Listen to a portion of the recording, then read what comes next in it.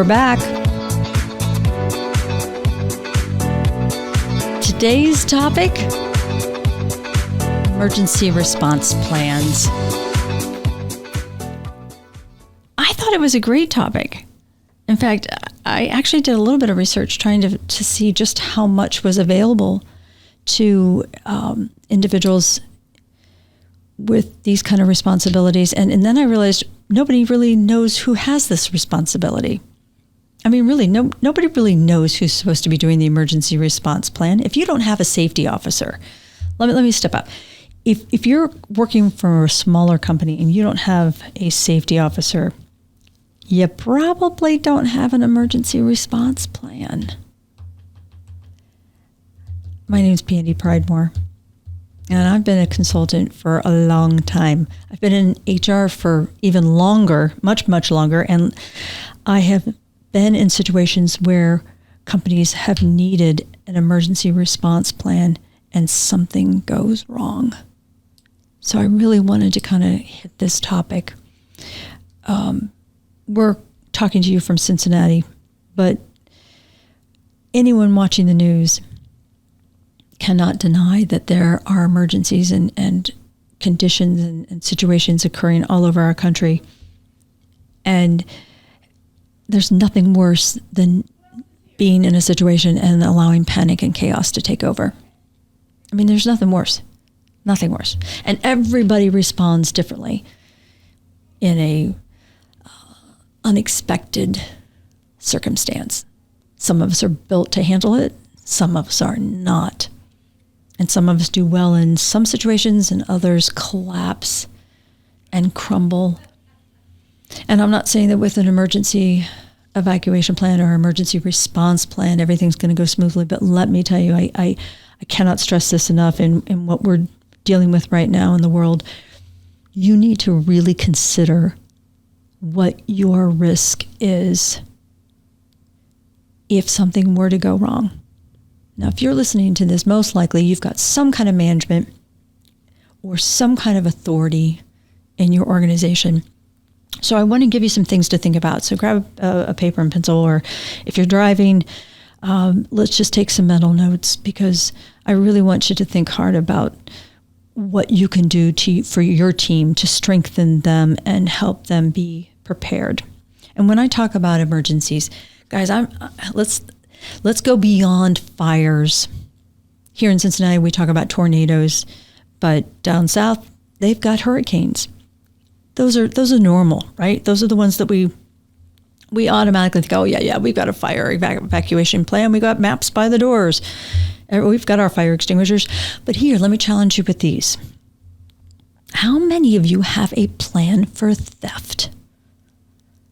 And if you're a retailer or a fast food restaurant, and let's talk about what we've been seeing in the news. Do you have an emergency plan for somebody who's coming in and robbing your facility? Do you have an emergency plan for a riot? For an unruly group? For an unorganized or a protest in your area? And I know that geographically there are certain pockets of this country that do now. They do. But it wouldn't hurt the rest of us to take a real strong thought on that. How about active shooters? You know, it goes beyond the obvious. But an active shooter can come into any environment. How many of you are prepared for that? And then the most obvious are medical emergencies. And I cannot tell you, even in the small areas of Ohio and Indiana and Kentucky, where I spend most of my time with companies, so few of you actually have medical emergency protocols. And even fewer of you are educating your team on blood pathogens and the risks around dealing with those kinds of things. And none of you are immune. I do not want any of you, not a single one of you, driving in your car and thinking, or listening to this podcast and thinking, oh, that'll never happen to me. You have no clue what's going to happen to you. And you might be a consultant like me. You might be, you could be, I don't care what your role is, what your job is. If you're involved in the public, anything can happen. So where do we start? Okay, so we now know why why it's important that we start looking at emergency evacuation plans or emergency response plans. But where do we start? It's interesting. I brought this up to one of my clients here the other day, and they brought out this big binder. What was even more interesting was that 3 people were around the table. We were talking about a circumstance, and I looked at them and said, well, what's your emergency response plan? And 2 of them, who are really the heart and soul of the manufacturing floor, who were down there all the time, looked at me and said, oh, gosh, that's a good question. We don't even have one. And the third person, who's been there since the doors opened, looked at him and went, oh, sure we do. Yeah, I did that years ago. And they, honest to God, looked at her and said, well, when were you going to show us? Because we've been here how many years and we didn't know you had one. So we went and got the binder, and it was so beautiful. It was so well written, and it was so daggone long and so cumbersome. And I just looked at them and said, and which one of you are going to turn these pages and read all this? And second of all, when was the last time you actually exercised it or practiced or ran through this? My point here is emergency response plans do not have to be complicated, and they do not have to be difficult, but you do need to spend some time on them. And I've got some shortcuts for you. www.ready.gov has an emergency response plan for you. It's a template. It is done by the government. Yes, it is done by the government. But let me tell you something. It's 9 pages, and it's fill in the blank. And maybe some of you already have an emergency or what you think is an emergency response plan. I would still recommend that you go out and pull this off the internet, this template, and go through what they're recommending that you have in your plan and make sure that you've covered all the bases. Homeland Security has their own template. Now, it's much shorter. It's only 5 pages, which is really, really short for the government. But it's preparedness planning for your business. And again, it runs you through everything from natural hazards, floods, hurricanes, tornadoes, to health hazards. Very similar to what we went through with the pandemic, human-caused hazards, acts of violence, and then technology-related hazards like power outages and equipment failure. It's not stuff we think about on a regular basis. It's not even stuff that we even talk about in our management meetings. Now, I had a client that was regulated by the FDA, and he was a huge distributor, had, what we have, 300,000 square feet of warehousing. And he had a trucking aspect. So he had hazmat, he had intermodal, transload. So the trains were coming through. And we had multiple emergency response plans because we had multiple settings. We had the trucking setting, we had the rail setting, we had the hazardous materials setting, we had the food. And there we did regular walkthroughs. We practiced those plans. Everybody knew what their small role was. No one had monster roles, but they knew their small roles, and they all knew exactly how to participate in that plan. And I have to really commend him because he was adamant about it. But here's why. He understood, and he had done a risk analysis. He understood the impact to his business because he had so many aspects of his business. He understood the impact of not being prepared. And I want you to think really hard about this. Ask yourself, what would your sales be if you lost sales in an emergency? What would the cost be of delayed sales and lost income? Do you have enough? Do you have the communication well enough, or do you have a backup of your system to know what customers to call if you couldn't get deliveries out or if you couldn't fulfill orders? What about the increased expenses incurred? How much would it have cost him if the silos had go down and they've got hazardous materials or just dry goods waiting to be, taken off by the trucks that had come in off the rails, and he had to replace those silos and do all that cleanup?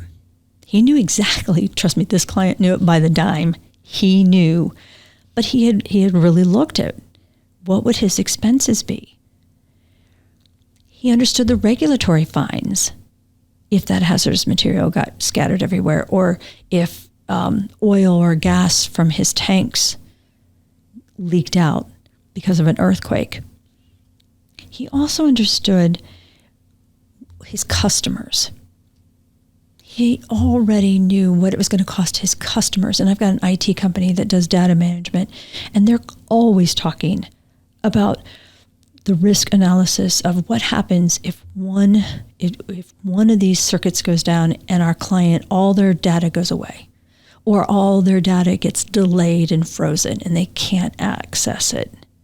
We all know how frustrating it is when we go and our cashier cannot run our credit card because the system's down. Almost the same thing, guys. Are you aware of how you would address that? And would you have access to the information to address it fast? And what about the delay in new business?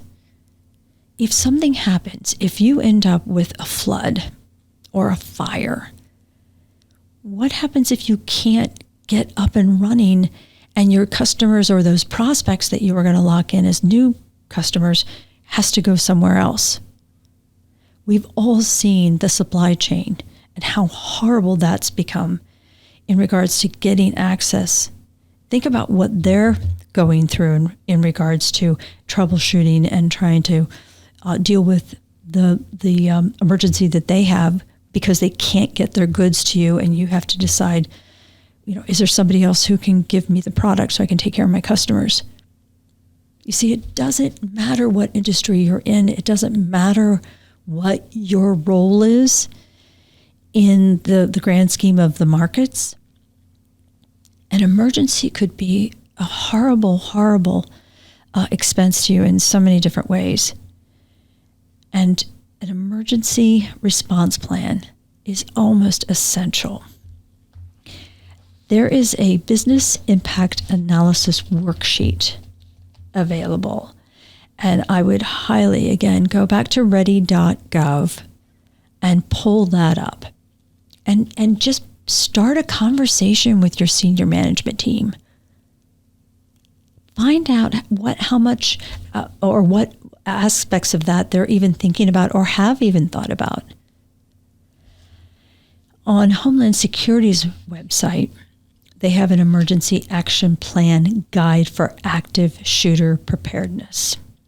And this is not a topic that everybody wants to approach, but I'm telling you, the world is a different place now, and we need to be prepared for anything and everything.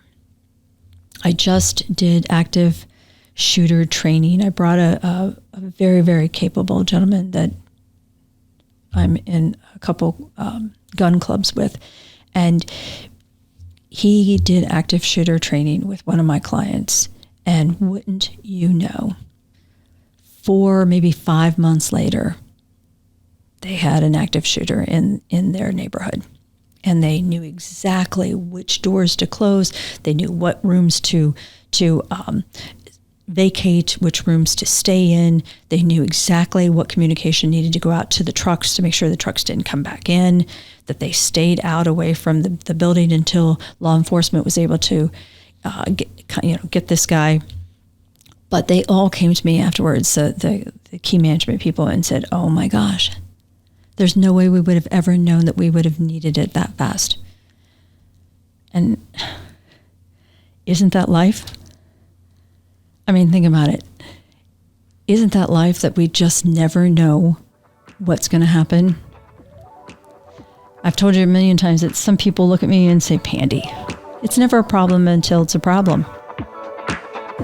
Well, I don't care who you are. If you have not been in an emergency type situation in your career, you will be before your career is over. And at that time, you're going to wish and be grateful for an emergency response plan. My name is Pandy Pridemore. Watch us or come back and listen to us again. By the way, this is done on video for some TV stations here in the Cincinnati market, so I apologize for that slip. But listen to us again, because our next show, I'm going to have an expert on this topic, and they're going to give you all the even finer details to think about in regards to an emergency response plan, because you've been listening to the Human Resource. Take care.